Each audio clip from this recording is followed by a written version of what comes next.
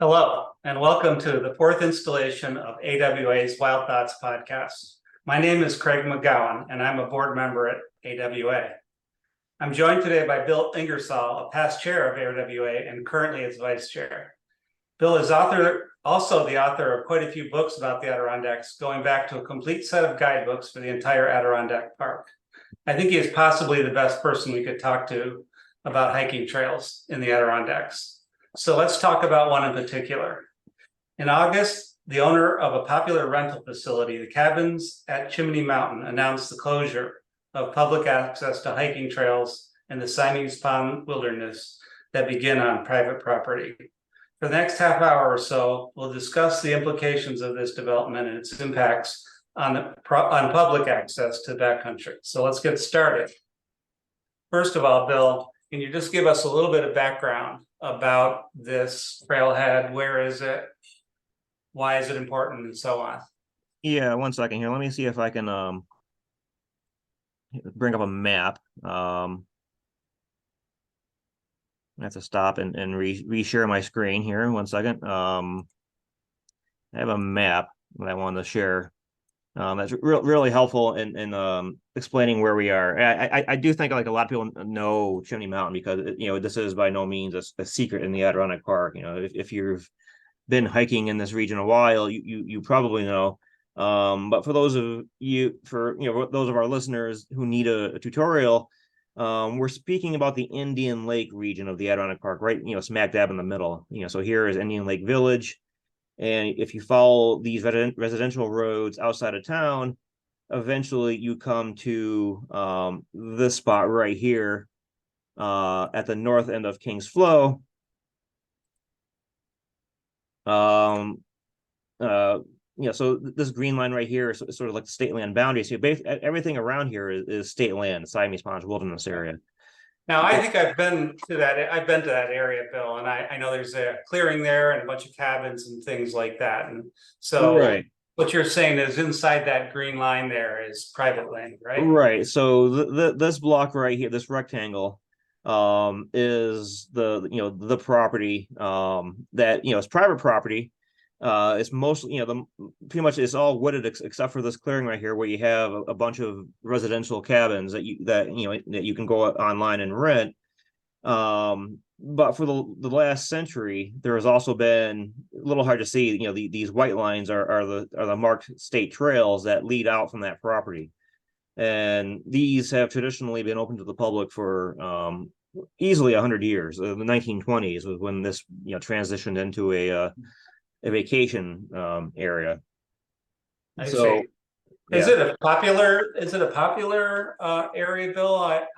I knew it took me a little while to find it. There's quite a few turns, and Indian Lake maybe not the most populous area in the Adirondacks. Yeah, this is no Marcy Dam for sure. But it's easily well trafficked every weekend of the year. Normally it's accessible winter, spring, summer, fall, and it gets a fair amount of use in all four seasons.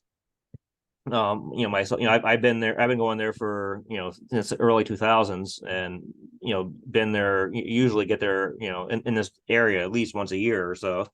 The main attraction is Chimney Mountain itself, which you can see is sort of like a mile long, family friendly hike. Leads up the smaller mountain that would be unremarkable except for the fact that it's got some pretty unique rock formations on top, and there are some good views. There are caves for the more adventurous. This is probably the primary draw is Chimney Mountain. Personally, I'm more drawn to this trail right here, the Puffer Pond. Just a little over 2 miles long. Leads to a pond that's nestled right up there in the mountains.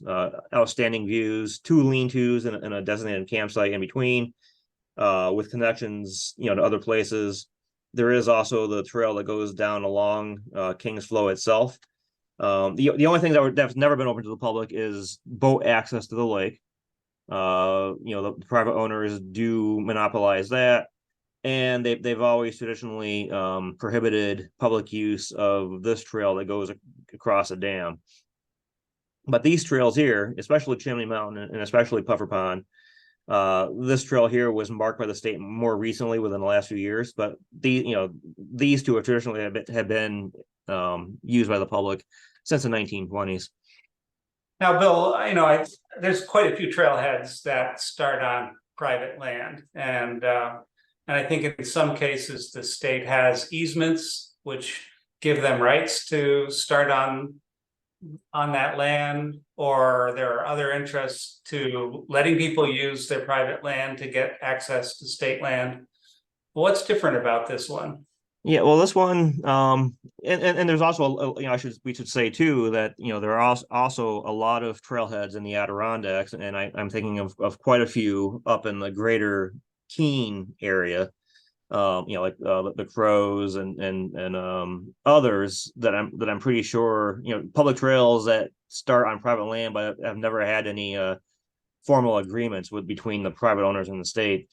But one of the things that makes this unique is the fact that it has traditionally been open, and there has never been an easement. And it kind of goes back to before our discussion, I was refreshing my mind on the history of this tract of this parcel, this rectangle right here. And once upon a time, this was a family farm, the King family, of which the flow is named. According to Barbara McMartin's guidebook research years ago, they were lumbermen / farmers. They would lead crews out into the woods, up Humphrey Mountain and whatnot. But they would also they farmed where the cabins are now. In 1920, a local Indian Lake resident named Charles Carroll, he bought this property and he turned the farmhouse into the Chimney Mountain house, which was open to weekend guests. And he was the person in the 1920s, so literally 100 years ago, who built the first trail. And it was up to Chimney Mountain, Chimney Mountain being the main draw why you would drive all those hours up those back roads of the 1920s, pre-interstate roads, Indian Lake, and then down here to get to this trailhead. The prime draw was Chimney Mountain on the nearby state land parcel. And he built the trail in 1928. The Glens Falls chapter of the Adirondack Mountain Club marked it for the first time with yellow markers. So it was going back a century. This has been open to the public. And after Charles Carroll, it passed through other small landowners who kind of kept the same traditions. Renting the property to guests, but also allowing public access to the adjacent state trails. There was a brief crisis in the 1970s when this property became Camp Seabrook, which was owned by the Southern New Jersey Council of the Boy Scouts of America. So this was briefly a Boy Scout camp, and the Boy Scouts didn't own it for long. And by 1979, they were putting it on the market for sale. DEC did have a strong interest in buying the property. Yes, there is this cluster of camps right here, which would sort of would be a thorny issue if you're trying to add this parcel to the forest preserve. But otherwise, it's surrounded on three sides by state land, and it includes the strategic access to the lake, and it controls these trailheads. So the state wanted this badly in the late 1970s, early 1980s. The problem was that the state and the landowner, the Scout Council, couldn't agree on a price. The Scouts wanted more than the state was able to buy. Was willing to pony up for, and they're off probably like a $25,000 or by what it sounds like. The state budget was the state budget office was willing to pony up $225,000, and ADK and the Adirondack Conservancy, which was not yet in the land buying business, they were able to solicit an additional private donation of $25,000 raised through fundraising to add to the state's offer, making it $250,000. But by the time that happened, after a couple of years of fundraising and negotiating with Albany and so on and so forth, somebody else zoomed in with a higher offer, $275,000, beating the state's offer by $25,000. and that was the end of it. And so the new owner, for the last, from the early '80s till now, and I do believe there have been a couple of during that 40-year period, it has changed property a few times, but those owners have still maintained that, there was never a point until now where public access was cut off. So a lot of this research that I just did, that I just covered, I was reading Barbara McMartin, Eleanor Brown. I've never met Eleanor Brown, but I did meet Barbara McMartin, and I do know that this specific instance that we're talking about was her worst fear. Specifically King's Flow, but any of these informal traditional access on private land to trails leading into state land suddenly becoming unavailable, that was her worst fear. Well, so is this, I mean, do you think that, well, let's not get into speculation yet. So, I mean, it obviously sounds like an issue we care about. Other than, is there anything in terms of a bigger picture issue about how this situation might affect other trailheads in the Adirondacks, or is this kind of a one-off situation? Well, like I said, there probably are, and I don't have an inventory off the top of my head, but there certainly are other unprotected public access to state lands that are also on private land without any easements. I know another popular one in the southern Adirondacks that Barbara would be first to mention would be the trail to Pine Orchard near Wells. Where again you're starting in somebody's front yard at the leisure of the landowner, and historically that's never been a problem, but one day it might. There was a similar issue a few years ago further south at Tennant Creek, popular trails leading to some waterfalls. There was this dispute with the landowner, and in that case the trail was rerouted, and there are probably other issues or other instances too, near Hurricane Mountain, and there's a lot of trails up, along the 73 Route 9 corridor that, believe it or not, have been in use for generations, so long that no one can remember exactly who agreed to do what and when. But if there ever was some landowner to come along and decided they want to do something else with that property, the garden, the trail up, there was a trail up Little Pitchoff that was closed due to a landowner dispute. A trail that had been in use for a while that was closed. So to be honest, a private landowner that doesn't want the public on their property, and there is nothing in writing saying that they have to do it. This landowner is well within their right to say, we're having problems allowing the public on our property. This, that, and the other thing are happening, and we can't abide it.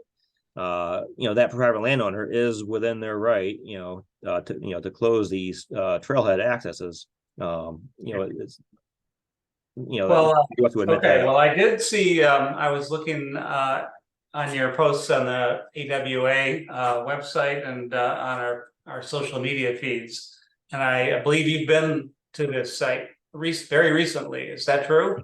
Yeah, I was there this past weekend. I wanted to get to Puffer. I was curious to see what this site was like if theoretically, the main trail to Puffer Pond is only about 2.3 miles off the top of my head one way. So it's a fairly short and enjoyable backpacking trip. There are alternate ways to get to Puffer Pond. You can get there. Let me get rid of this. Don't need this. You can get there from Old Farm Clearing and hike the trail over here, which is probably a good 5 miles. There's another trail that doesn't show on here yet that connects from here to here. That's brand new. So there you cannot get there, but the next most close direct way to get to Puffer Pond from the Indian Lake area is to start up here in Wilderness Lane and hike through what they call Little Canada, another historical reference, and follow this trail along the foot of Bullhead Mountain and get to Puffer that way. And my theory was, if the public can't get to Puffer Pond by this way, then no one's going to be there. And I have a high probability of if I go in this way, of having this popular destination all to myself on a holiday weekend. So yeah, I started up here at the John Pond Trail, got almost as far as John Pond, but then took an exit, and this is 6 very hilly miles going this way, so it's 3 times longer than the short route. And unfortunately, when I got to Puffer Pond, my theory was incorrect. It did look like somebody had, like an outings group had negotiated access to because they had come in the main trail, and it looked like one group had occupied all 3 camps, like both lean-tos and the campsite in the middle. Didn't see anybody, but there was gear all over the place, and I'm assuming the people who belonged to that gear was off on some side trip somewhere. So I wound up going over to Twin Ponds, which was an adventure in itself. But yeah, I wanted to see what it looked like. Let me see if I have some photos of what I saw. Yeah, and I don't know, did you get over to where the trailhead is eventually after your adventure was done, or? Yeah, so I drove down the road until the first sign I saw that the closure was in effect. So you don't see any such sign until you actually get to the boundary of that private land, where you see this brand new sign right here: welcome to cabins at Chimney Mountain, but no public. I think you need to, the sign that you might have is not showing yet. Okay. You got the map up here now, okay. so Stop share. yeah, there we go. No wonders of modern technology.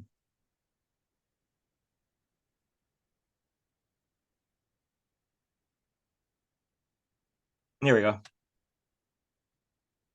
So yeah, so when you get to when you drive down the road and you enter their property, this is the new sign that you see. Welcome to cabins at Chimney Mountain, but no public trail access. This was not there prior to this summer.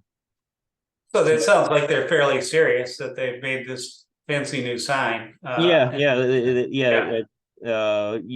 don't order these off of Amazon. But again, so hiking in the way I went, eventually this right here, this 1.3 is what's being lost. It took me it took me 5 miles to reach this junction. So what I could have done a few months ago in 1.3 miles, it took me 5 miles to reach. And then the final 8/10 over the mountain to Puffer. Of course, it was worth getting there because on my way out on Monday, I stopped at one of the lean-tos, and while my dog and I were taking a break, I hear some splashing in the water, and I turn around, and it was this guy swimming across the lake, or Puffer Pond. So that was cool. Yeah, that's very cool. It's been kind of hot. I can't blame them for wanting to take a little swim. So this is obviously not this past week, but this is the main summit of Chimney Mountain, looking towards Puffer Mountain. So the trail doesn't lead you here. The trail would lead you to the chimney on Chimney Mountain, but if you just kind of go off trail a little bit, climb the main summit, there are these wonderful views. This is the chimney on Chimney Mountain, that gives it its name. It's basically an uneroded dike. Once upon a time, it would have been surrounded by a whole bunch of other rock that eroded away. That erosion is what created this chimney. It's what created what used to be called the crater. Back in the 1920s, when the mountain was less forested, there was a feature that people were calling the crater, which is still there, but it's now forested and less obvious. Within that crater is where you find a lot of the cave entrances. uh, this is an older picture, from, if you're at the trailhead, this is in looking around, at what used to be the public parking area, looking around, this is what you would see. There were signs telling you where you should and shouldn't go. Again, there was in the middle of that clearing, in the middle of all those rental cabins, there was a public parking area at the end of the town right away. And there was a trail to Chimney, there was a trail to Puffer, and then a third trail leading down along the flow. But all these other signs, reminding you that the direct access to the flow itself, which you see right, that's King's Flow with Humphrey Mountain in the background, those were off limits except to the paying guests. Right. The outlet of Puffer Pond. And Puffer Pond is if for people who have never been there, it is one of the more scenic bodies of water that you're going to find in this part of the Adirondacks, because it's right up there in a mountain valley. Looking on one direction, you have the rather impressive slopes of Puffer Mountain, which you see right here. But if you were to go across the lake and look in the other direction, you have an equally impressive view of Bullhead Mountain. Like I said, there's 2 lean-tos and a designated campsite. In the summer, it's fairly busy. I've had some of my more favorite experiences going there in the off season, any season other than summer. But it's beautiful any time of the year. Well, it sounds like a big loss for the hiking community. I have a couple more questions I want to ask you. You keep asking. I'm not sure if there's any. I'm sure if there's any lessons that can be learned from this. Is there something that, as a community, we could be doing differently? I guess other than being nice to people who own trailheads. Well, we certainly, when we have these gifts of access across private land, the public definitely needs to respect that gift, because at any point, and you mentioned the guidebooks that I wrote, and I look back and what I wrote, and I did write, in the chapter introduction for the King's Flow chapter, was that all of this access that I was about to celebrate and write about could be revoked by the landowner at any time. I just never assumed that it would actually happen. Unfortunately, it has. So people could have behaved, and I should say that I don't. I wasn't there to see any of the incidents. The times I've been there, I've never seen people, misbehaving, going where they weren't, or any of that. So I can only speak to what I've seen. But obviously something did happen. Something did distress the current landowner to the point where she wanted to call it quits. Hopefully not for long. The Atlantic Explorer article that broke this news a few weeks ago, did say that she hoped access would be restored by next spring. That perhaps DEC and the town of Indian Lake and herself could come to some new configuration that would allow public access, or some arrangement that would allow public access to continue. On the other hand, I mentioned, it is within her right, because there are no easements protecting the public access to these trails. She is within, the landowner is within her right to say, no more public access. There could be an issue if this becomes an ongoing situation where, if we aren't, the when I say we, I mean the state and the landowner aren't able to come to some sort of arrangement that everybody is comfortable with to restore public access. We're going to have a situation where we have these marked public trails that no one can get to except for the paying guests. And if this were to become an ongoing unresolvable issue, per state policy, the trails would have to go. because Hmm. no one can have their own private trail on public land. I'm sure people do it, on the sly. People who own land adjacent to the forest reserve. I'm sure more than a few of them have their own little path leading to their favorite nearby spot on public land. But no one, no one can actually, you can't have some business model where you have your or not even a business model. Strictly speaking, no private entity can have their own private trails on public land. Right, So right. Yeah, it was a thing with the AMR, the Adirondack Mountain Reserve, up in the Sable Club. Their holy of holies is Upper Sable Lake, where that's where they have the remotest part of their property, their remotest cluster of cabins, and where generally the public is not allowed to go. However, from Upper Sable Lake, there are direct trails leading to several of the nearby high peaks summits. And the only way that they're allowed to have those trails is if the public can use them. right. Right. So, if it was just the Sable Club, um, with their private trails leading to, up to the Great Range, and no one could use them, then DEC would say, no, you can't do that. We're taking down your markers. We're closing your trails. What you're doing is illegal. So we could end up with the same thing here. Mm-hmm.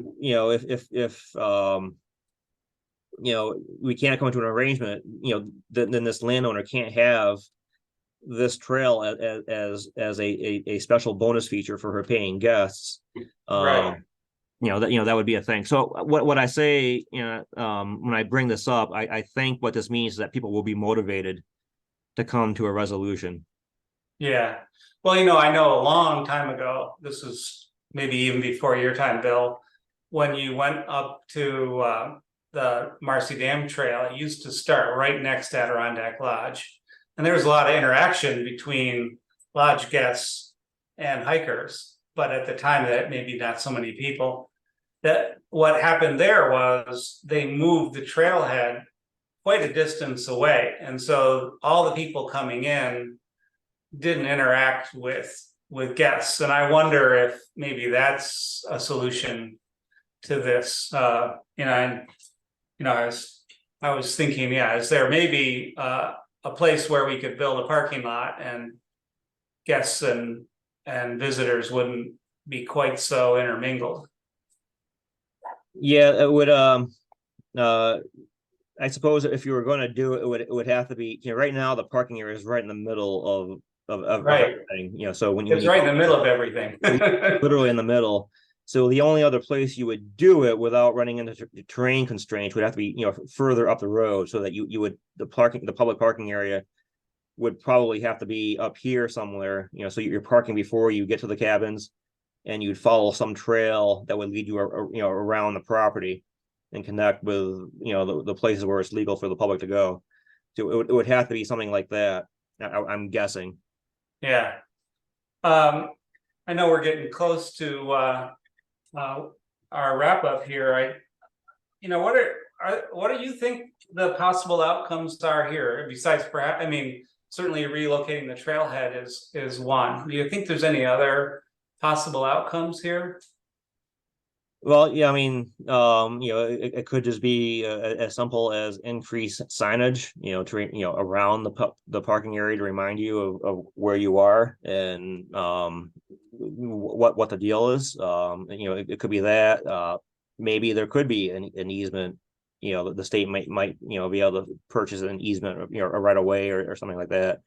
I doubt full purchase for the forest reserve is a possibility anymore.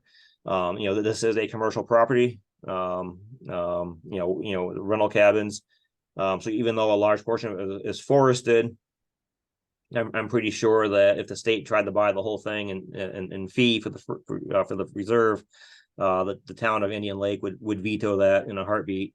So I think, the likely outcomes are going to be either increased signage, maybe an actual formal easement, that would settle the deal forever. That would be cool. or it could be, like we mentioned before, a rerouted trail, a new parking area that's not so visible, that's discreetly screened from the lodge's guests. Or it could be like all three of those things, or some combination thereof. Hard to say. We should tell people listening, the AWA is not part of the negotiation. We're just interested observers.